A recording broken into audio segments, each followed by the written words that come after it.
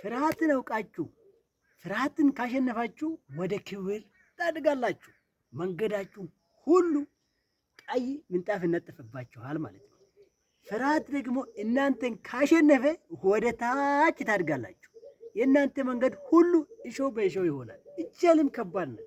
ብዙ ነገር የሚያስፈራ ነገር አለ።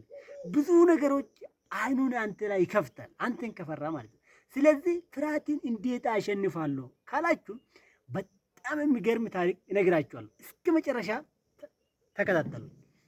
በጣም አንሺየንት አሜሪካን ሲቪላይዜሽን የሚለው ውስጥ 3 አሜሪካኖች አሉ። የዱሮ የነሱ እድገት ውስጥ 3 አሜሪካኖች አሉ። ማያ፣ ኢንካ፣ አዜቲክስ ነው የሚባሉት ማለት ነው።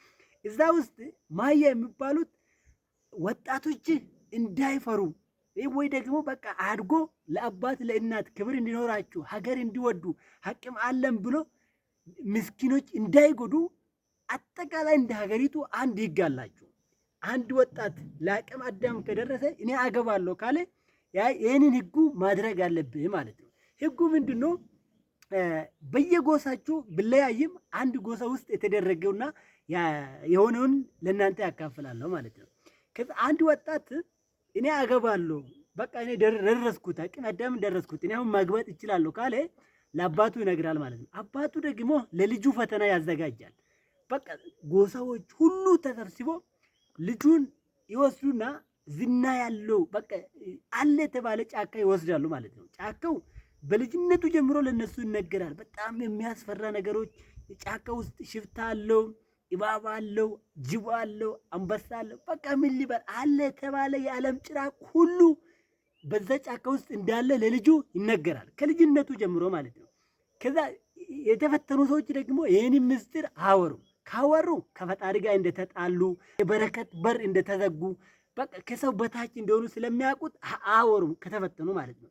ስለዚህ ይሄ ልጅ እኔ አገባለሁ ካለ እጅግ የሚያስፈራ በማስፈራት ዝና ያለው ጫካ ውስጥ አይኑ ታስሮ በቃ እዛ ውስጥ ማደር አለበት ማለት ነው። ይህን ካደረገ ማግባት ይችላል፣ ከአባቱ ውርስ ማግኘት ይችላል ማለት ነው። ስለዚህ አንድ ጊዜ አንድ ወጣት እኔ አገባለሁ ብሎ አንድ አባት ያስቸግርና ከዛ አባቱ ዘመድ አዝማዱን ሁሉ ይጠራና ልጁን ወስዶ ወደ ጫካ ይሄዳል። ዘመዶቹ ደግሞ ለልጁ ያለቅሳሉ። ምክንያቱም አንድ አይኑን ከፈታ በሌሊት ፈርቶ ቤተሰቦቹ ዘመዶቹ ይዋረዳሉ። ሁለተኛ ደግሞ ልጁ ሊበላም ይችላል ብሎ ስለሚያስቡት ማለት ነው እያለቀሱ ልጁን ወደ ጫካ ይመራሉ ማለት ነው። ከዛ እዛ ከደረሰ ከቀኑ 12 ከደረሰ በኋላ አይኑ ይታሰራል። እነሱ ወደ ቤት ይመለሳሉ ማለት ነው። ልጁ ከዛ በኋላ እዛ ያድራል። አሁን ተመልከቱት። ጅብ አለ፣ አንበሳ አለ፣ ሽፍታ አለ፣ እባብ አለ። በጣም የሚያስፈራ ጫካ ውስጥ አይኑ ታስሮ እዛ ውስጥ ማደር ምን ያክል እንደሚከብድ አስቡት እስቲ። ለልጁ ምን እንደሚሰማ አስቡት እስቲ። ከዛ በኋላ በቃ አንድ ትንሽ ነገር ሽቡክ ካለ ልጁ በቃ አሁን ሽፍታ ሊመታኝ ነው፣ ወይኔ እባብ ሊመጣብኝ ነው፣ ወይኔ ጅብ እየመጣ ፈታ እያለ ሌሊት ሙሉ ሽንት በሽንት ሆኖ እንደምንም ያድራል ማለት ነው። ተመልከት። አሁን ሊፈታ እያለ በቃ እየዋለለ እየተጨነቀ ሌሊት ሙሉ ካደረ በኋላ ጠዋት መፍታት ተፈቅዷል። ጻው ከወጣች ከሞቀ ጠዋትነቱ ከታወ ሲፈታ አባቱ ስናይፐሩን ይዞ ልጁ አጠገብ ነው አለ። ምን ነው አባ ይሄ ሁሉ ሌሊት አንተ እኔ አጠገብ ነበርክ ማለት ነው አለ። አዎ ልጄ እኔ አጠገብ ነበርኩት። አየ አለ አንተ አሁን ከዚህ በኋላ ወደ ህይወት እየሄድክ ነው።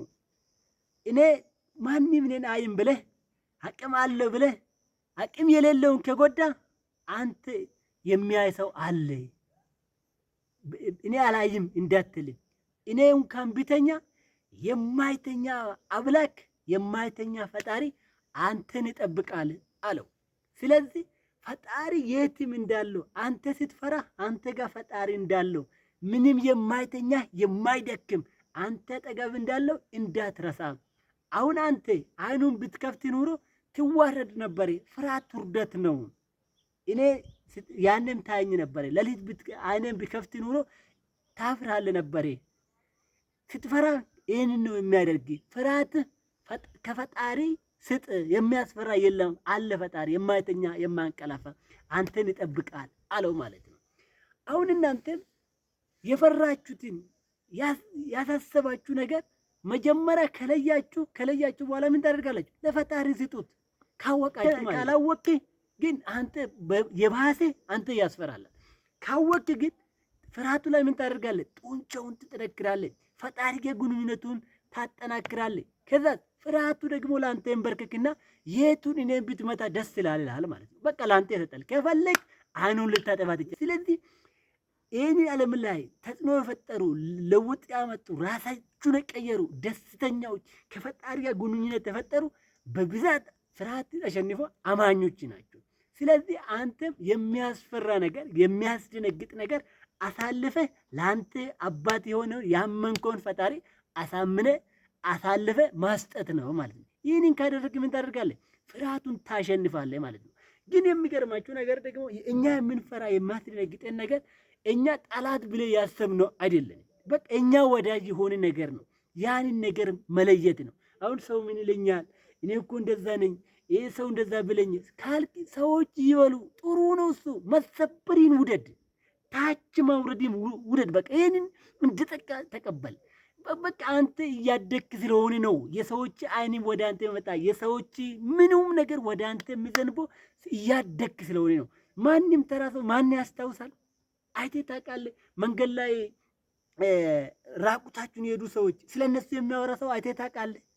እንደውም ያዝናሉ አለ እነሱ። ወይኔ ራቁት እየሄደ እኮ ነው፣ አየህ ከዚህ ልማር ፈጣሪ እኮ እያስተማረን እኮ እያሉ እንደውም ለሱ ያዝናሉ እንጂ ቅሌቱን ምና ይላሉ አይሉም። ለምን? ታች በቃ ስለወረደ ነው። እያደገ አይደለም፣ ወደ ታች እያደገ እየሞተ ስለሆነ ማለት ነው። አንተ ደግሞ ወደ ላይ እያደግክ ስለሆነ የሰው አይን ምኑ ነው የሚያስፈልገው? የሚገርም ነገር አንተ የምትፈራ ሰዎች ከዚህ በፊት ለአንተ እንዳልኩት ምንም ቁም ነገር የሌሉ አንተ እኔ አዘንኩት፣ ክራይ ቤት አጣው፣ እኔ እኮ እንደዚህ ሆንኩት፣ እኔ እኮ አስቤዛ መግዣ አጣሁት፣ እኔ እኮ ቼክ የሚያዝናናበት ብር አጣው ብትል ለአንተ የማይሰጡ በአንተ ችግር የሚስቁ ናቸው።